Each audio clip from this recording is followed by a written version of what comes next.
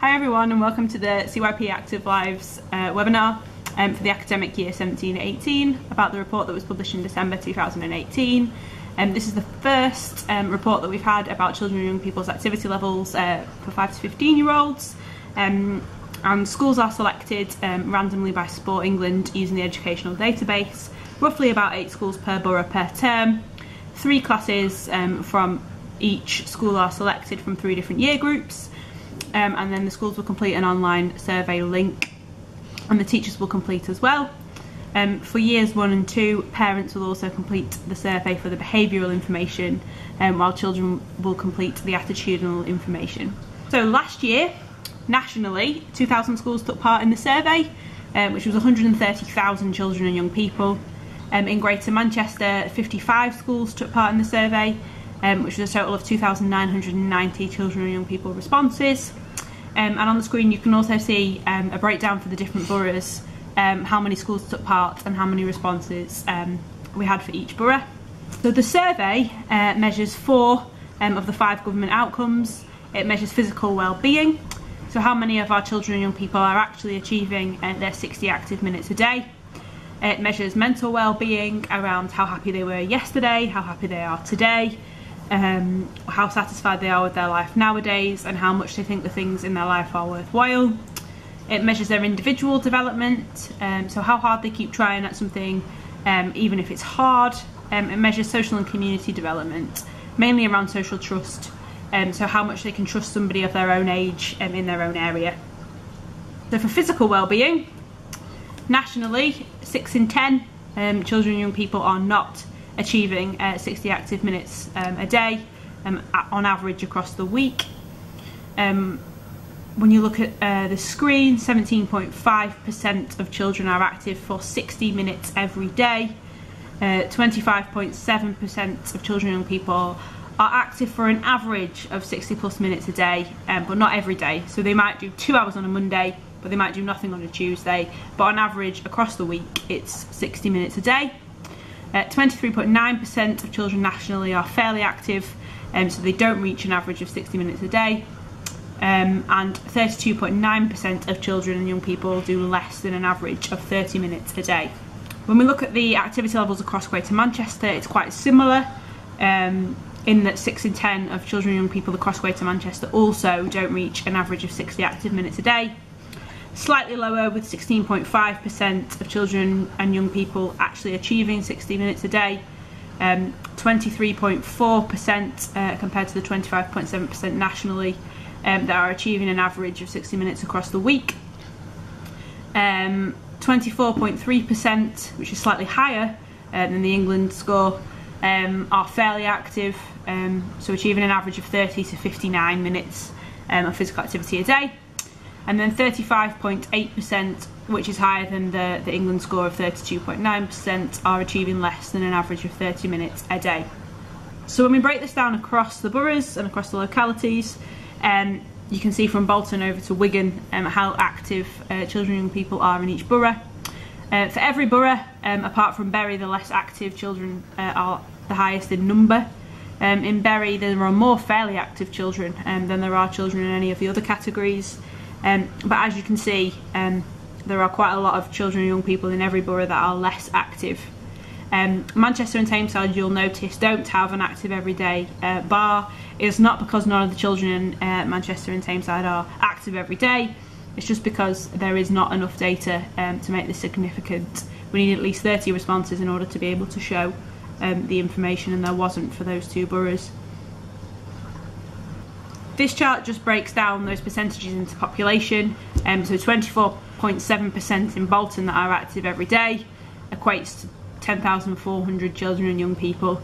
It's just to kind of give you an idea of the numbers of children and young people that fall into those categories instead of just the percentage. So on this graph we've added the number of children that achieve 60 minutes or more of physical activity a day to those that achieve an average of 60 minutes or more a day across the week. To just kind of show how many children and young people are achieving 60 active minutes on average across the week. This is the way that Sport England reported the data, saying that 4 in 10 children and young people are achieving the 60 active minutes. So we just thought we'd pull this graph together for you as well. You can see in England it's 43.3%, in Greater Manchester it's 39.9%, and you can also see that in Bolton, Stockport and Salford the scores are actually higher than they are for England.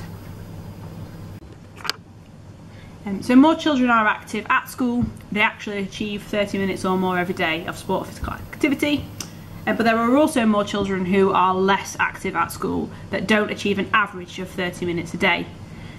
Because when you add the 30 minutes or more every day to those that achieve an average of 30 minutes or more a day but not every day together, it flips on its head and more children are active outside of school. I don't know about you, when I went to sports clubs as a child, I didn't go every night of the week, but I probably went for more than an hour on one of those nights of the week. So it just means that the average plus those that achieve every day are higher outside of school than inside of school. But those that are achieving every day is higher inside school. So when we look at the outside of school, you can kind of see what I was talking about. 30 minutes or more every day, when added to an average of 30 minutes or more every day but not every day, is higher than those who are less active in most cases. The big purple graph that sticks over the top of this and the other chart are those that are less active. So then we look at where children and young people are most likely to be active, whether it's indoors or outdoors. You can see on here that most children and young people are active for an average of 30 minutes or more a day, but not every day outdoors. It's higher in England, in Greater Manchester, and in every local authority in Greater Manchester. So what we've done then is we've pulled out some of the national demographic information. So this is national. Years 5 to 8 are most likely to be active every day. Boys are 6% more likely to be active every day than girls. Where family affluence is high, they're more likely to be active every day than where it's low. Those who mark themselves as black, Asian or other are most likely to be less active, especially when they're also female. And there's similar levels of active every day among those with and without a disability, but those with a disability are more likely to be less active. A slight note on that one is that the survey only goes out to mainstream schools, it doesn't go out to schools who are SEND, so it only compares children in a mainstream school. What the report also looks at is swimming proficiency. This is something that school teachers seem to quite like having in their report. It breaks down how many of their children in their school can swim 25 metres unaided. So nationally, 77% of Year 7 children can swim 25 metres unaided. 81% of Year 11 children can swim 25 metres unaided. Overall, 65% of Years 1 to 11 can swim 25 metres unaided.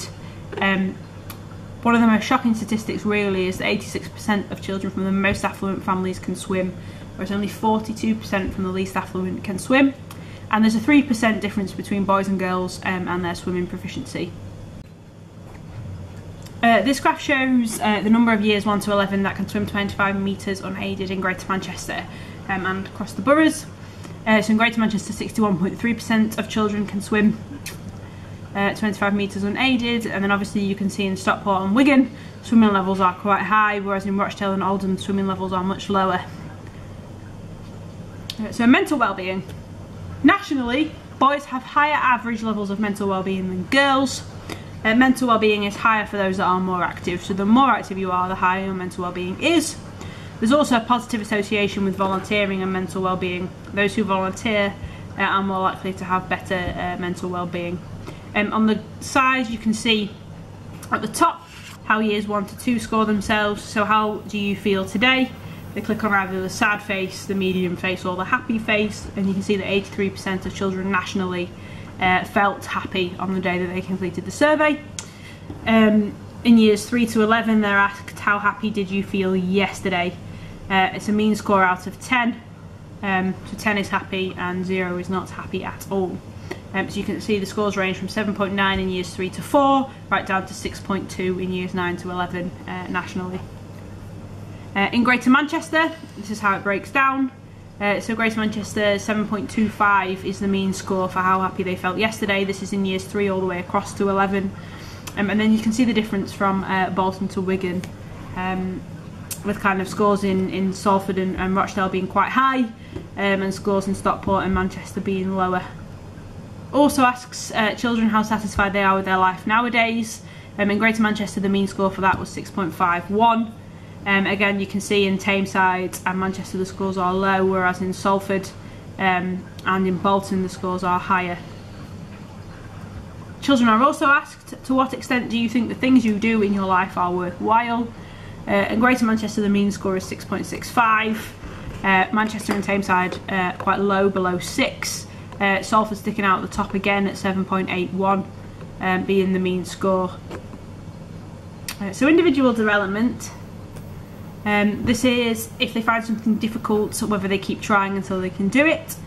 So nationally it's fairly high. You can see 94%, 94%, 91%, but then it drops in years 9 to 11 to 83%. Boys score higher than girls, and again there's a positive association between activity levels and volunteering and keeping on trying if something is difficult. So the more active you are, the more you keep trying. If you volunteer, you're more likely to keep trying if you find something difficult. So for Greater Manchester and the 10 boroughs, these are the percentages that have come out. So in Greater Manchester, 89.3% of children and young people would say they keep trying if they find something difficult.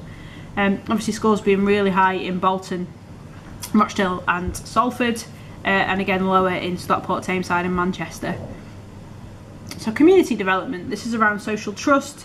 So the children are asked how much they feel they can trust people of a similar age to them. You can see the graph on the side for the national information. Years 3 to 4 girls score higher than boys, but when you flip that to years 9 to 11, the boys score higher than the girls. There is a limited positive association between social trust and activity levels, so it doesn't necessarily mean the more active you are, the more likely you are to trust people of a similar age to you, but there is a clear positive association between social trust and volunteering. So if you volunteer, you are more likely to trust people of a similar age to you in your area. Again, broken down for Greater Manchester, 79.4% of children and young people would say they can trust people who are a similar age to them. Again, you can see kind of across the boroughs, with Rochdale and Bolton coming out quite high, and Manchester coming out lower at 65.1% of people feeling they can trust people of a similar age to them. The survey also asks questions around volunteering. So how many children and young people have volunteered at least twice in the last 12 months? It only asks this question for years 5 to 11, doesn't ask the younger children whether they've volunteered. You can see in England it's 37.6%, in Greater Manchester it's 34.4%. You can also see that Bolton, Rochdale and Salford all score higher than the England at giving children and young people the opportunity to volunteer at least twice in the last 12 months. We've taken the Active Lives Children and People results and we've tried to put it into a Greater Manchester physical activity and sport picture for children and young people in partnership with the Head Teachers Alliance. We've pulled the data from the Active Lives CYP survey, some NCMP data, some other wider programme data that we've had, to try and give everybody a better understanding of the activity levels of children and young people across Greater Manchester. This map shows a breakdown of the number of schools that do the Daily Mile across Greater Manchester. There are currently 40% of primary schools that have signed up to the Daily Mile. You can see a breakdown from Bolton to Wigan on the screen of the number of primary schools that take part and the percentage of schools in the boroughs that take part in the Daily Mile.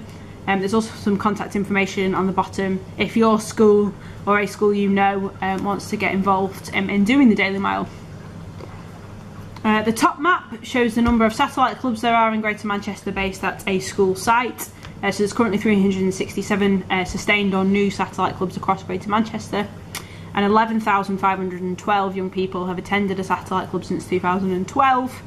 The map at the bottom shows the number of school games mark, so the number of schools that have achieved bronze, silver, gold or platinum school games mark, and where they're situated across Greater Manchester. There are currently 402 schools in Greater Manchester that have activated their school games accounts, and the map just shows those schools that have achieved school games mark. This page shows the primary school sport premium breakdown of information. There's £16.4 million invested into Greater Manchester by the Department for Education in 2017 and 18. This page just shows you kind of where that spend went. So there are 72% of Greater Manchester schools that meet the grant conditions, and the different graphs on this page just show you where the funding is being spent on engagement, on increasing confidence, on a broader experience of a range of sports and activities offered to all pupils. If you've got any more questions regarding the primary school sport premium, you can always contact Francesca, whose email address is at the bottom of this page. This page shows the prevalence in obesity levels. So the first map shows the obesity in reception. The second one shows the obesity in year 6. Obviously the darker colours showing the higher levels of prevalence, and the lighter colours showing the lower levels.